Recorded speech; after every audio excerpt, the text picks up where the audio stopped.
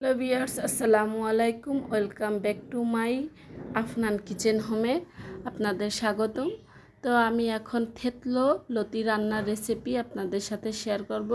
কিভাবে সহজেই বাসায় বানিয়ে নেবেন। সবসময় অন্য ধরনের এই লতি রান্না করে আমরা খাই, সাধারণত আজকে থেতলিয়ে রান্না করব। সেই জন্য এখানে আমি কিছু কাঁচামরিচ আর কিছু রসুন নিয়ে সুন্দর করে শিলপাটায় থেতলিয়ে নিয়েছি।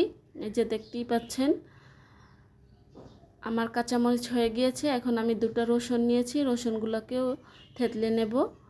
যখন আমার রসুনগুলো থেতলানো হবে, লতিগুলো এরকম করে সাইজ করে কেটে নিয়ে তারপর লতিগুলোকেও আমি একটু ছেঁচে নিচ্ছি।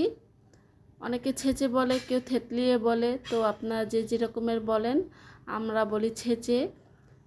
সবগুলো লতি আমি এখানে 1 কেজির মতো লতি নিয়েছি আমি। আর কিছু চিংড়ি মাছের মাথা বেটে নেব শিলপাটায়। এই যে আমার বাটা হয়ে গিয়েছে।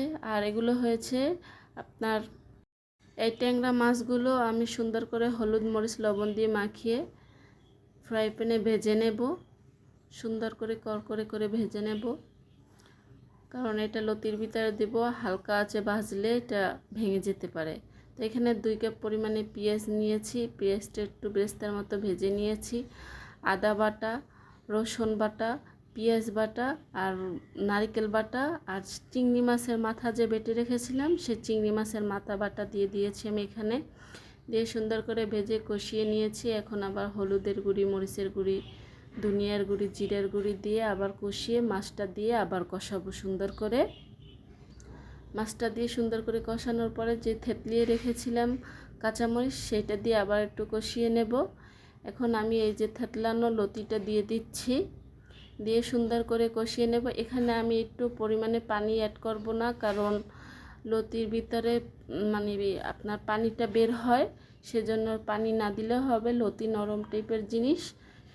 ঢেকে রেখেছিলাম, ঢেকে রেখে আবার উল্টি পাল্টে দিচ্ছি। এই যে আমি উল্টি পাল্টি দিয়েছি, আবার ঢেকে দিয়েছি। আমার রান্না হয়ে গেছে। এখন আমি উঠানোর কিছু আগে ধনিয়া পাতা দিয়ে সুন্দর করে আবার একটু 1 মিনিটের মতো জাল করে নেব। তো আমার হয়ে গিয়েছে। এই যে দেখতেই পাচ্ছেন কত সুন্দর হয়েছে। গরম গরম ভাতের সাথে এটা খেতে যে কতটা সুস্বাদু আমি কল্পনাও করিনি যে এত স্বাদ হবে। সবসময় অন্যভাবে রান্না করি, আজকের এভাবে রান্না করি।